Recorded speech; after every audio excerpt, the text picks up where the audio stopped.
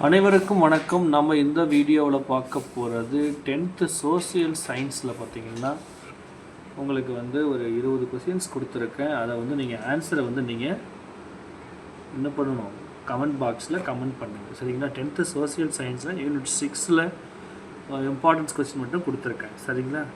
So object டேபிளில் கொடுத்துருக்கேன். நீங்கள் 1 by 1 கமெண்ட் பாக்ஸில் ஆன்சர் பண்ணுங்கள். ஓகே. ஸோ பார்த்தீங்கன்னா 10th சோசியல் சயின்ஸில் பள்ளி மாணவர்கள் மற்றும் ஆர்ஆர்பி தேர்வை எழுதும் போட்டியாளர்கள் அன்று சுகாதார தேர்வு ஆய்வாளர் தேர்வு எழுதுள்ளவர்கள் மற்றும் அது மட்டும் இல்லாமல் வரப்போகின்ற அந்த குரூப் 4 தேர்வை எழுதும் அனைத்து மாணவர்களுடைய நலனை கருத்தில் கொண்டு இந்த விதமான ஒரு புதிய முயற்சியை செய்துள்ளேன். ஸோ கொஸ்டின்ஸ் வந்து உங்களுக்கு பதிவேற்றம் செய்யப்படும். அது ஆன்சர் நீங்கள் தான் வந்து கமெண்ட் பாக்ஸில் கொடுக்கணும். சரிங்களா? ஸோ மொதல் கொஸ்டின் பாருங்கள். மதுரை நாயக்கராக விஸ்வநாத நாயக்கர் பதவியேற்ற ஆண்டு. இதுதான் மொதல் கொஸ்டின்ஸ். மதுரை நாயக்கராக விஸ்வநாத நாயக்கர் பதவியேற்ற ஆண்டு. ஸோ இவங்க தான் பார்த்தீங்கன்னா உங்களுக்கு தெரியும், விஸ்வநாத நாயக்கர் தான் யார்? சரிங்களா? ஸோ விஸ்வநாத நாயக்கர் பற்றி உங்களுக்கே தெரியும். மதுரை விஸ்வநாத நாயக்கர் அவருடைய யாருன்னா தென்னிந்தியாவில் மதுரை நாயக்கர் வம்சத்தை சார்ந்தவர். தென்னிந்தியாவில் மதுரை நாயக்கர் வம்சத்தை சார்ந்தவர். இவர் தான் வந்து விஸ்வநாத நாயக்கர். இவர் வந்து பார்த்திங்கன்னா விஜயநகர பேரரசின் கீழே வைஸ்ராயாக பணியாற்றியவர். அவரது அமைச்சர் வந்து பார்த்திங்கன்னா அரியநாத முதலியார். ஓகேங்களா? அரியநாத முதலியாருடைய உதவியோட பாளையக்கார நிர்வாக முறையை வந்து நிறுவினார். பாலிக்கர் அமைப்புன்னு சொல்லுவாங்க. ஸோ பாளையக்கார முறையை தோற்றுவித்தவர் விஸ்வநாத நாயக்கர். சரிங்களா? ஸோ இவர் பார்த்திங்கன்னா கிருஷ்ணதேவராயர் இருக்கார் இல்லையா, அதாவது கிருஷ்ணதேவராயருக்கு அவர் காட்டிய விசுவாசத்துக்காக அவர் அறியப்பட்டார்னு கொடுத்துருக்காங்க. சரியா? ஸோ விஜயநகர பேரரசுனாவே உங்களுக்கு யார் முன்னாடி ஞாபகம் வருவாங்கன்னா தேவராயர் வந்து ஞாபகம் வருவாங்க முன்னாடி. ஸோ பார்த்திங்கன்னா இதில் பாளையக்காரர்கள் முறை வந்து இந்தியாவில் உருவாக்குவது பார்த்திங்கன்னா அதாவது விஸ்வநாத நாயக்கர் தான் வந்து பார்த்திங்கன்னா உருவாக்குவாங்க. ஓகேவா? பார்த்திங்கன்னா உங்களுக்கு இதில் ரொம்ப முக்கியமான பாயிண்ட்ஸ் பார்த்திங்கன்னா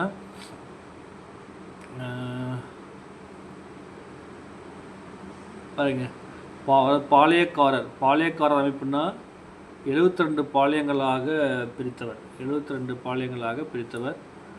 மதுரையில் வந்து ஒரு நூற்றாண்டு காலத்துக்கும் மேற்காக ஆட்சி செய்த நாயக்க வம்சத்திற்கு அடித்தளம் அமைத்தவர். பின்னாடி வந்து பார்த்திங்கன்னா இதோடைய மகன் வந்து கிருஷ்ணப்ப நாயக்கர் ஆட்சிக்கு வந்தார். சரிங்களா? ஸோ பார்த்திங்கன்னா மதுரை நாயக்கராக விஸ்வநாத நாயக்கர் எப்போ பதவியேற்றார் முதல் கேள்வி. ஆன்சர் நீங்கள் தான் கமெண்ட் பாக்ஸில் கொடுக்கணும். அடுத்தது பாருங்கள், மாபுஸ் கான் கர்னல் எரான் தலைமையிலான கம்பெனி படையுடன் திருநெல்வேலிக்கு சென்ற ஆண்டு எது? மாபுஸ் கான் என்ன பண்ணுறாரு? கர்னல் எரான் தலைமையிலான கம்பெனி. ஓகேவா? இதெல்லாம் பார்த்திங்கன்னா உங்களுக்கு கர்நாடகா வார்களில் வரும். சரிங்களா? ஸோ இது மொத்தம் 4 கர்நாடக போர் நடந்திருக்கும், 3 மைசூர் போர் நடந்திருக்கும், 3 மராத்திய போர் நடந்திருக்கும். ஸோ இதெல்லாம் வந்து பார்த்திங்கன்னா ஒரு மாடர்ன் இந்தியாவில் வந்து பார்த்திங்கன்னா எப்படி வந்து மாடர்ன் இந்தியா வந்து இந்தியன் கான்ஸ்டியூஷன் இந்தியா எப்படி வந்து சுதந்திரம் அடைஞ்சதுக்காக பார்க்க ஆகலாம். ஓகே, சரிங்களா? அப்போ வந்து கர்னல் எரான் பார்த்திங்கன்னா கர்நாடக போரில் தொடர்புடையவர். இந்த கர்நாடக போர் பாருங்கள் 18ஆம் நூற்றாண்டு நடுப்பகுதியில் வந்து பார்த்திங்கன்னா இங்கே வந்து உங்களுக்கு தெரியும் கர்நாடகா பகுதியில் இருக்க வந்து பார்த்திங்கன்னா எங்கன்னா பிரிட்டிஷ் கிழக்கிந்திய கம்பெனி, அதே போல் பிரெஞ்சு கிழக்கிந்திய கம்பெனி, இந்த 2 கம்பெனிகளுக்கு இடையே தான் இந்த கர்நாடகா போர்கள் நடந்துச்சு. இந்த கர்நாடகா போர்கள் வந்து பார்த்திங்கன்னா அந்த வெற்றி வந்து பார்த்திங்கன்னா இந்தியாவில் பிரிட்டிஷ்காரை வந்து ஈஸியாக வந்து ஆட்சி அமைப்பான். சரிங்களா? ஸோ 3 கர்நாடக போர்கள் வந்து நடந்ததாக வந்து வரலாறு சொல்லுது. முதல் கர்நாடக போர் 1746 48 வரைக்கும். இது வந்து பார்த்திங்கன்னா ஐரோப்பாவில் நடந்த ஆஸ்திரிய வாரிசு உரிமை போர் தான் வந்து இந்த கர்நாடக போருக்கு மிக முக்கிய காரணமாக அமைஞ்சிச்சு. சரிங்களா? பார்த்திங்கன்னா இது வந்து செயின்ட் தோம் போர் அப்படின்னு பெயர் மாற்றப்பட்டிருக்கு. செயின்ட் தோம் முதல் கர்நாடக போருடைய பேர் வந்து செயின்ட் தோம் போர். ஓகேவா? 1746 48 வரைக்கும் நடந்துச்சு. இந்த போர் யாருக்கு நடக்குதுன்னா பிரெஞ்சு படை. பாருங்கள், பிரெஞ்சு படை வந்து கர்நாடகாவின் படையை தோற்கடித்தது. இது வந்து ஐஸ்லா சக்பேல் ஒப்பந்தத்துடன் முடிவடைந்தது. மெட்ராஸை ஆங்கிலேயர்கள் இடம் திருப்பி அனுப்பியது. ஓகேவா? எப்படி முதல் கர்நாடக போர் பார்த்திங்கன்னா பிரெஞ்சு படை வந்து கர்நாடக நவாப்போட படையை தோற்கடித்தது. இது வந்து ஐலா சப்பேல் உடன்படிக்கைன்னு சொல்லுவாங்க.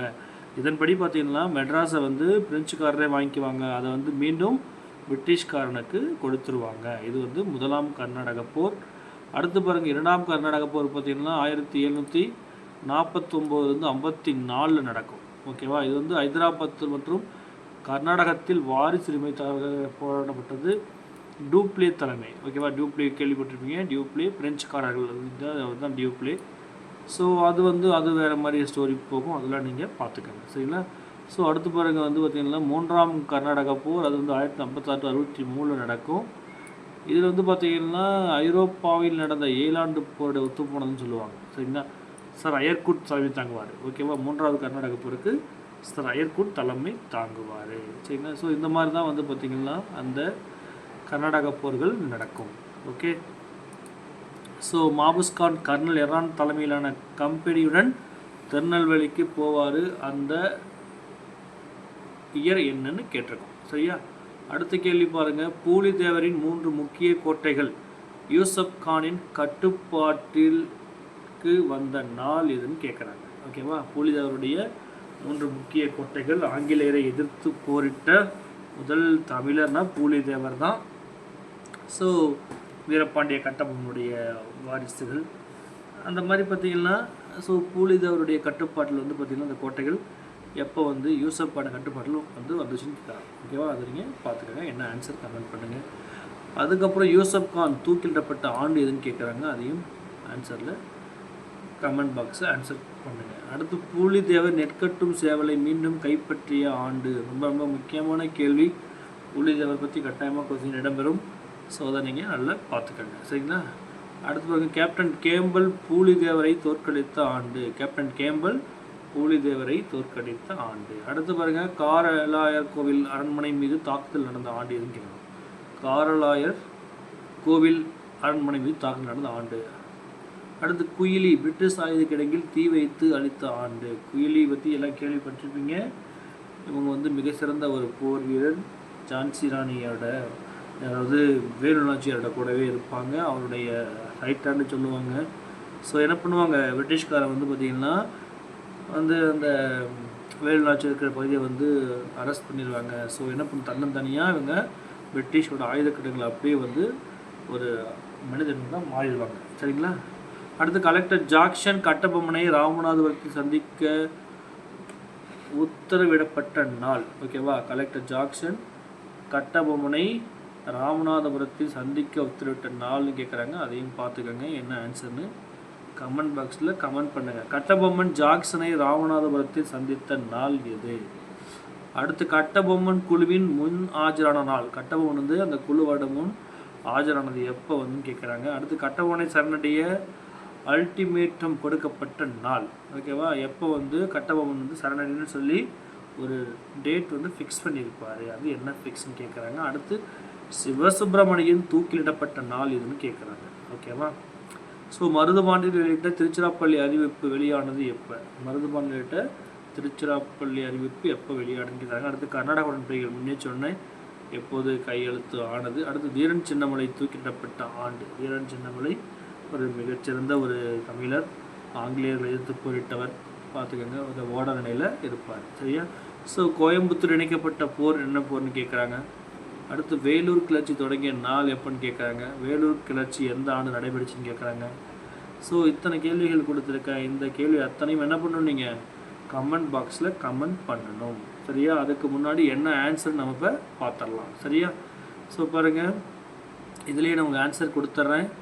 ஸோ பார்த்தீங்கன்னா 1529. இந்த 1529 தான் மதுரை நாயக்கராக விஸ்வநாத நாயக்கர் பதவி ஏற்றார். ஓகேவா? அடுத்து பாருங்கள், மாபுஸ்கான் கர்னல் எரான் தலைமையிலான கம்பெனி வந்து திருநெல்வேலிக்கு 1755 போச்சு.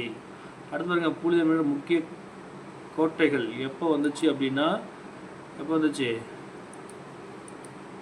ஸோ 1761 மே 16 வந்து பூலிதேவருடைய 3 முக்கிய கோட்டைகள் யூசப் கானின் கட்டுப்பாட்டிற்கு வந்தது. 1761 மே 16. யூசப் கான் தூக்கிலிடப்பட்ட ஆண்டு. யூசப் கான் தூக்கிலிடப்பட்ட ஆண்டு எதுனா 1764. பூலிதேவர் நெற்கட்டும் சேவலை மீண்டும் கைப்பற்றிய ஆண்டு 1764. கேப்டன் கேம்பல் பூலிதேவரை தோற்கடித்த ஆண்டு 1767. ஓகேவா. அடுத்து காளையர் கோவில். காளையர் கோவில் அது காளையர் கோவில் வந்து பார்த்திங்கன்னா எப்போ பண்ணுறாங்கன்னா 1772 தாக்குதல் நடத்துவாங்க. குயிலி பிரிட்டிஷ் ஆயுத கிடங்கின் மீது தீ வகைத்த ஆண்டு 1780. குயிலி வந்து பார்த்திங்கன்னா 1780 உள்ளார போயிடுவாங்க. அடுத்து கலெக்டர் ஜாக்சன் வந்து கட்டபொம்மனை ராமநாதபுரத்தில் சந்திக்க உத்தரவிடப்பட்ட நாள் 1798 ஆகஸ்ட் 18. ஓகேவா. 1798 ஆகஸ்ட் 18. அடுத்து கட்டபொம்மன் ஜாக்சனை ராமநாதபுரத்தில் சந்தித்த நாள் 1798 செப்டம்பர் 19. ஓகேவா. இந்த 2 கொஸ்டினுக்கு டிஃப்ரென்ஸ் புரிஞ்சுக்கோங்க. கட்டபொம்மன் குழுவில் வந்து எப்போ முன் ஆஜரானது பண்ணுறாங்கன்னா 1780 டிசம்பர் 15. இந்த 3 கேள்வி ஒரே மாதிரி இருக்கும். நீங்கள் அதை டிஃப்ரென்ஸ் நல்லா பக்காவாக புரிஞ்சுக்கிறாங்க.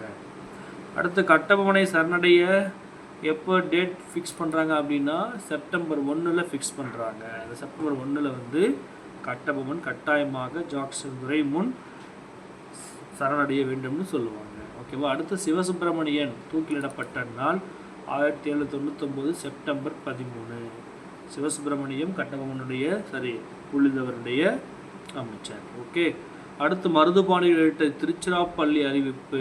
மருதுபாண்டியர் எழுதிய திருச்சிராப்பள்ளி அறிவிப்பு 1801. அடுத்து கர்நாடக உடன்படிக்கை பார்த்தீங்கன்னா எப்படின்னா 1801 ஜூலை 31. கர்நாடக உடன்படிக்கை கர்நாடிக் உடன்படிக்கைன்னு சொல்லுவாங்க. 1801 ஜூலை 31. அடுத்து தீரன் சின்னமலை எப்போ வந்து தூக்கிலிடுவாங்கன்னா 1805 ஓடா நிலையில் தூக்கிலிட்டுருவாங்க. அடுத்து கோயம்புத்தூர் இணைக்கப்பட்ட போர் வந்து பார்த்திங்கன்னா ஆங்கிலோ மைசூர் போர். ஓகேவா. ஆங்கிலோ மைசூர் போர் 1799. ஆங்கிலோ மைசூர் போரில் 3 இருக்குது. 1767-69, 1780-84, 1799 3 கர்நாடக போர்கள் இருக்குது. ஸோ எப்போ இணைக்கிறாங்கன்னா ஆங்கிலோ மைசூர் போர் அதுதான் வந்து இணைக்கிறாங்க. சரிங்களா. அடுத்து பாருங்கள்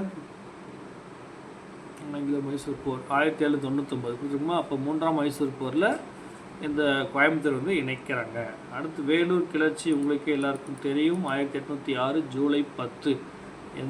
யாரும் மறக்கக்கூடாது. வரலாற்று ரொம்ப முக்கியமான நாள் ஜூலை 10 1806. சரிங்களா. அடுத்து பாருங்கள் வேலூர் கிளர்ச்சி நடந்த ஆண்டு 1806. ஓகேங்களா. ஸோ இந்த மாதிரி வந்து உங்களுக்கு மிக முக்கியமான கேள்விகளை கொடுத்துருக்க நீங்கள் ப்ராக்டிஸ் பண்ணுங்கள். ஓகே. கமெண்ட் பாக்ஸில் கமெண்ட் பண்ணுங்கள். கட்டாயமாக முயற்சி திருவினையாக்கும், முயற்சியின்மை இன்மை புகுத்திவிடும். சரிங்களா. Okay. Thank you. All the very best.